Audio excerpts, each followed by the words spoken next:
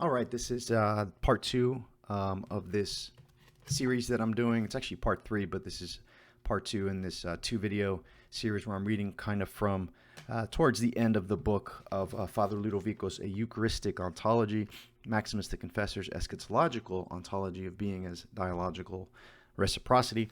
And remember, if you are interested, watch part one as kind of situating this as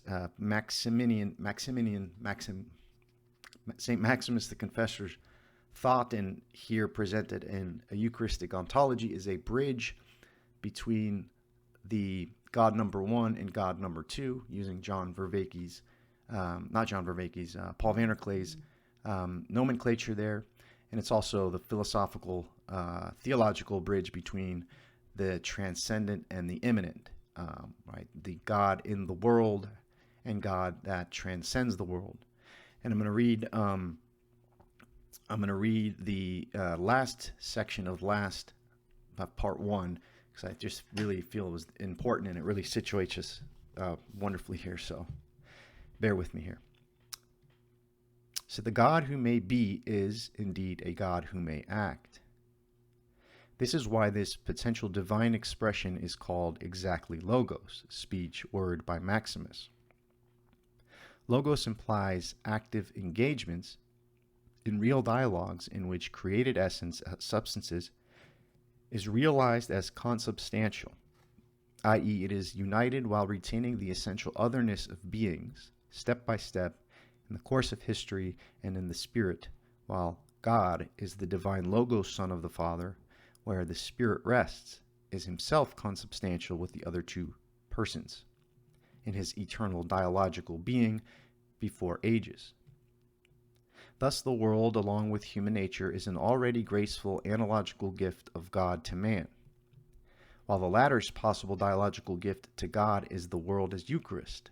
That means that man offers to God the gift of a possibility to be also a God for the world, while he is always a God in himself.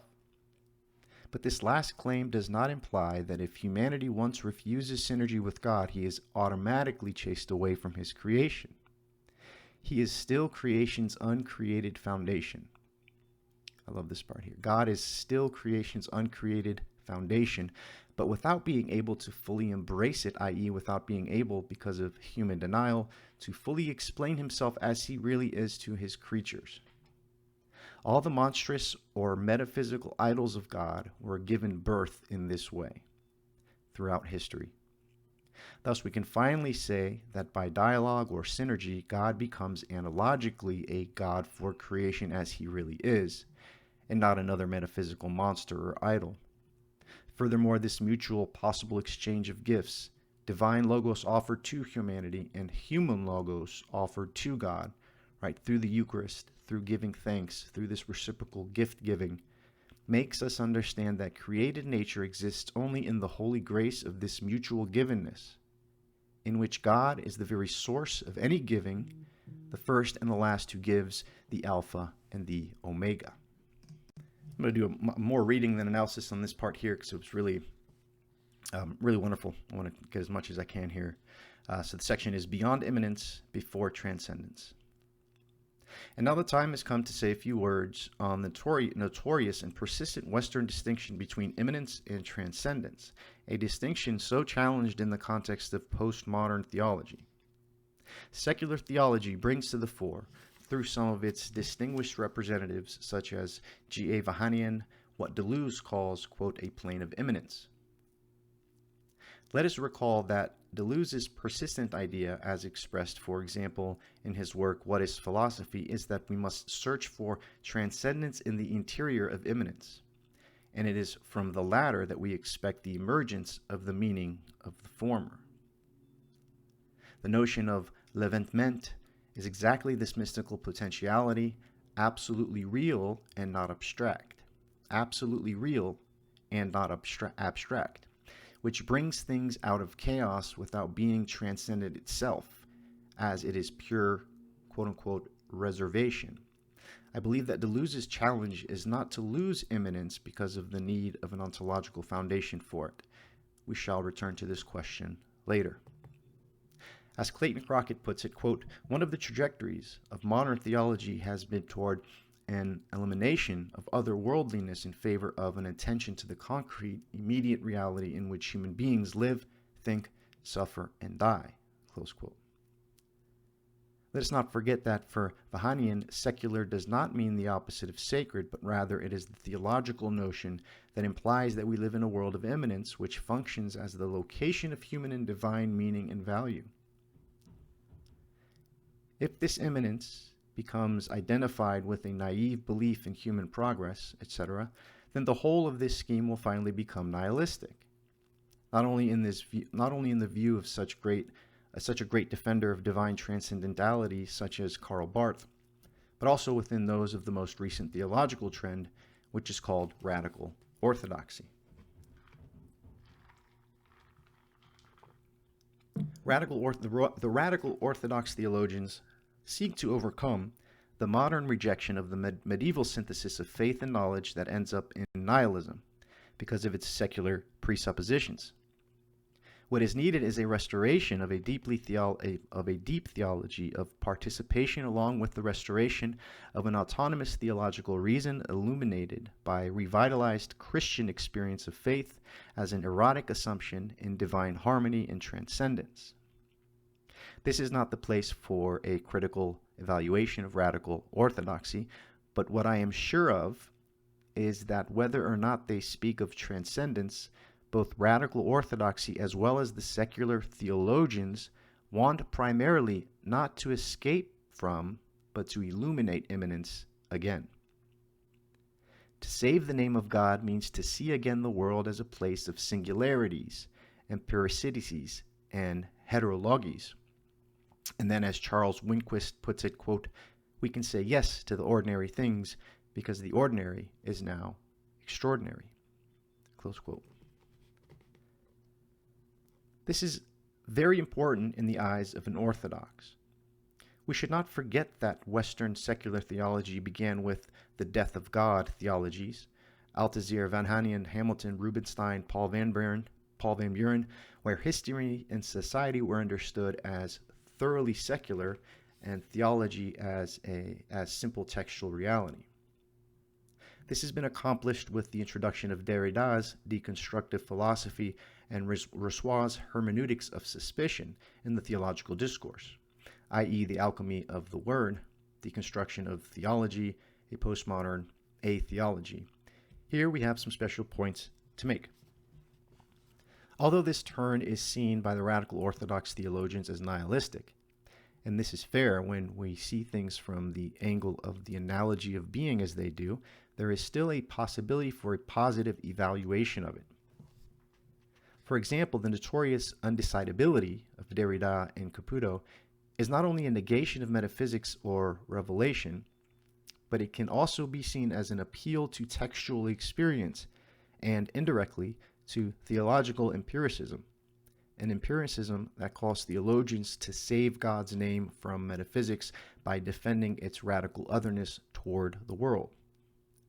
Of course, this radical negativity, which the difference makes possible in a place of non-conceptual negativity that is called, as we saw in Platonic fashion, chora, K-H-O-R-A, risks to also separate us completely from God.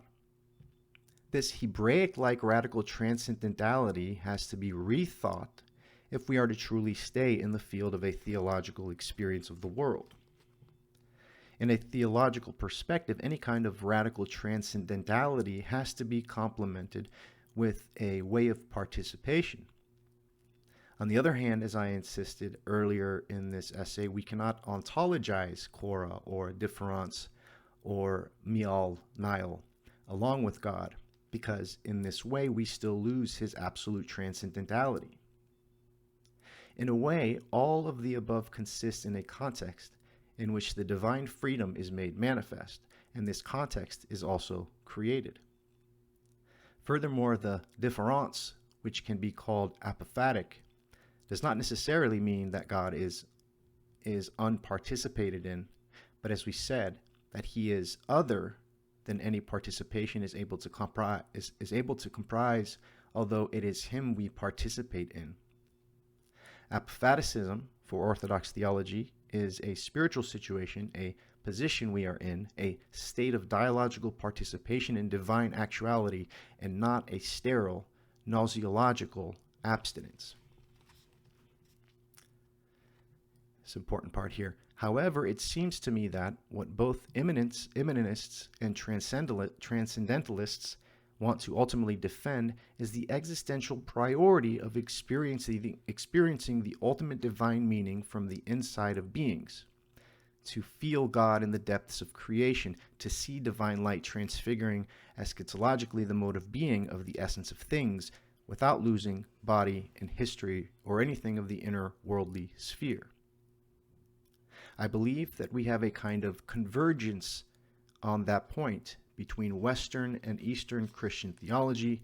For the first time in history, divine reality within creation seems to be the deepest common demand of the ecumenical Christian theology today. After so many ecstasies and outlets and monophysitisms and interworldly nihilisms or sterile moralisms, the most essential project for theology today is to overcome any dualism of immanentism and transcendentalism in order to vouchsafe both in the unique spiritual dimension of the world in God or of God in the world.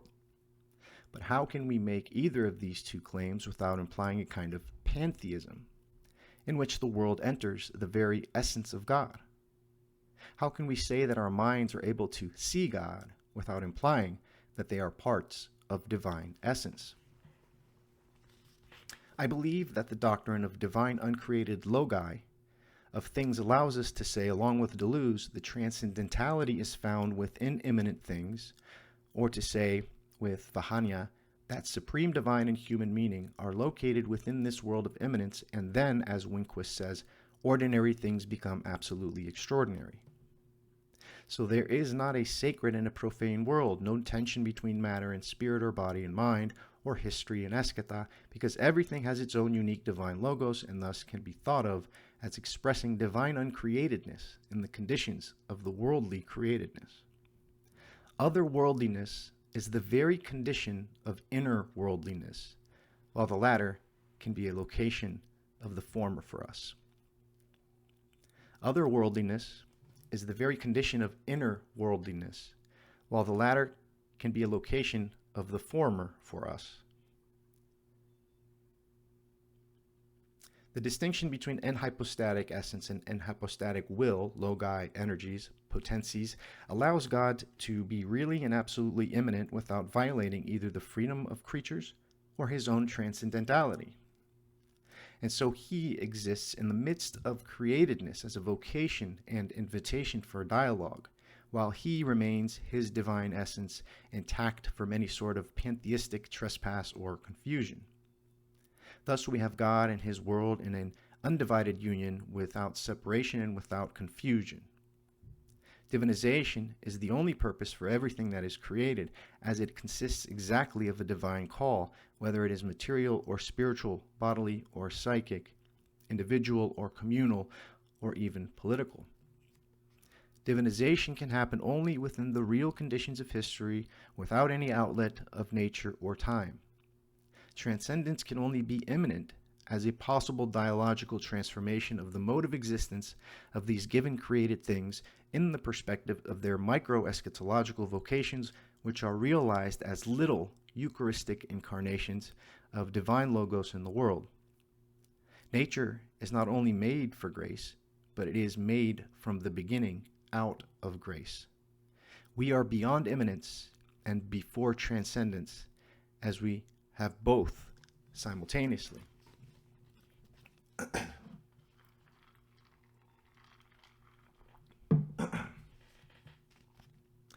But this also means, as we have strongly insisted in the course of this book, that God is not present within his creatures like a cause in its effects, as philosophical metaphysics claims. Rather, he is present, allowing for the danger of a totally other intentionality to exist, an intentionality which he permits to emerge out of love, risking a real possibility of a radical denial of his presence, an intentionality which is a gift of freedom and of a possible ontological reciprocity. And this also means that he exists as a pure loving givingness, although he exceeds, by his surplus of essence, any immanent pure phenomenology of gift. Paradoxically, while God shows himself in his gifts, he is not simply his gifts.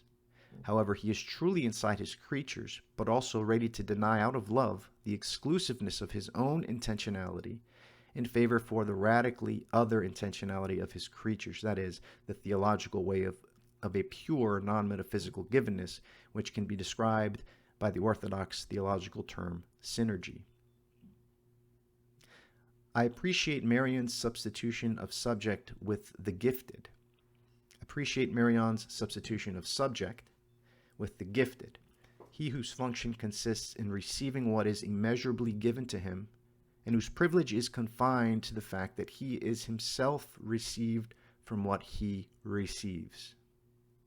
This intergivenness in the place of classical phenomenological intersubjectivity as, quote, the exceptional phenomenological situation in which a gifted shows himself, therefore gives himself to another gifted according to several levels of the one and only givenness, can be accepted in the context of the Greek patristic synthesis only under two conditions. First, in God, his absolute and unutterable transcendence is so absolute that he, as a hypostatic essence, transcends himself out of love, and also locating divinity within the created depths of worldly things by the divine personal activity, without this absolute immanence destroying godly absolute transcendence. Second, whenever we speak of the gifted instead of subject, then this gifted is completely active and present in his own personal will and activity. This means that we cannot substitute the personal reality of the gifted with any apersonal relatedness, as many Orthodox and non-Orthodox personalists tend to do nowadays. Relatedness as a given structure, ecclesial, eschatological, or anything like this, annihilates what we call a personal givenness out of love and makes it probably a passive dictation imposed upon living and desiring individuals as a pre-existing ontological structure. We have strongly denied such a relatedness that ultimately makes givenness void of real otherness, i.e. void of desire in its manifold conscious or unconscious adventures. The next section is desire, goes really into desire creator, but my kids are at my door now. I'm going to leave it there. Let me know what you guys think.